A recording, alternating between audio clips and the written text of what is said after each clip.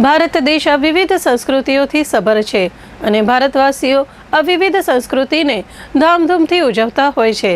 વિવિધ સંસ્કૃતિની ઓળખ બાળકને ઘરમાંથી જ મળતી હોય છે અને એ સંસ્કૃતિને ઉજાગર કરવાનું કાર્ય બાળકની શાળા કરતી હોય છે અને દરેક બાળકની વિવિધ પ્રતિભાને ઉજાગર કરવાનો અવસર શાળા તરફથી મળતો હોય છે। બાળક માટે સંસ્કાર અને સંસ્કૃતિનું સમન્વય એ આગળની પેઢી માટે આદર્શ બનતું હોય છે।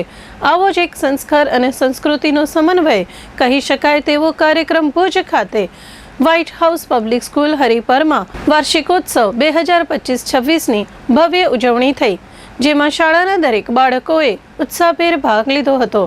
કાર્યક્રમની શરૂઆતમાં શાળાના ચેરમેન શ્રી ગોપાલભાઈ ગોરસિયા અને ટ્રસ્ટી મેમ્બર્સ દ્વારા દીપ પ્રાગટ્ય કરવામાં આવ્યું હતું।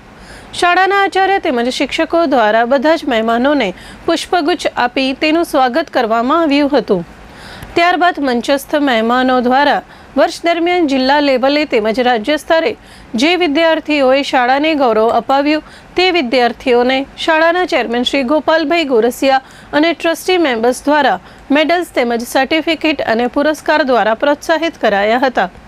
ભુજની વ્હાઇટ હાઉસ પબ્લિક સ્કૂલના શાળાના ચેરમેન શ્રી ગોપાલભાઈ ગોરસિયાએ વિદ્યાર્થીઓને નૈતિક મૂલ્યોની સમજ આપતા કહ્યું હતું કે શાળાએ માત્ર જ્ઞાન જ પ્રાપ્ત કરવા માટેનું સ્થાન નથી, પરંતુ તેની સાથે વિદ્યાર્થીઓના જીવનમાં ઉપયોગી હોય તેવી સર્જનાત્મક શક્તિ, સહકારની ભાવના, આપણી સંસ્કૃતિની ઓળખ થાય તેવું જ્ઞાન શાળામાંથી પ્રાપ્ત કરે છે। તેમણે બાળકો મોબાઈલથી દૂર રહે એ વાત પણ વાલીઓ સમક્ષ મૂકી હતી।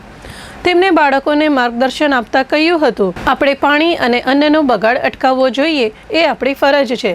તેમણે વાલીઓને સંદેશ આપતા કહ્યું હતું કે બાળકોને ગમતી હોય તેવી પ્રવૃત્તિ કરવા દેવી જોઈએ, બાળકો ઉપર રોકટોક ઓછી કરવી જોઈએ।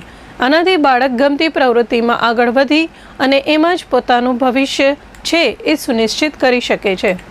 શાળાના આચાર્ય શ્રી દીપેન વૈદ્યએ વાર્ષિક અહેવાલ રજૂ કર્યો હતો, જેમાં તેમણે ધોરણ 10 અને 12માં ઉચ્ચ ગુણ પ્રાપ્ત કરેલ વિદ્યાર્થીઓની યાદી તેમજ રમતગમત ક્ષેત્રે અને અન્ય ક્ષેત્રમાં ખૂબ જ સારું પ્રદર્શન કરીને આવેલા વિદ્યાર્થીઓને યાદ કર્યા હતા।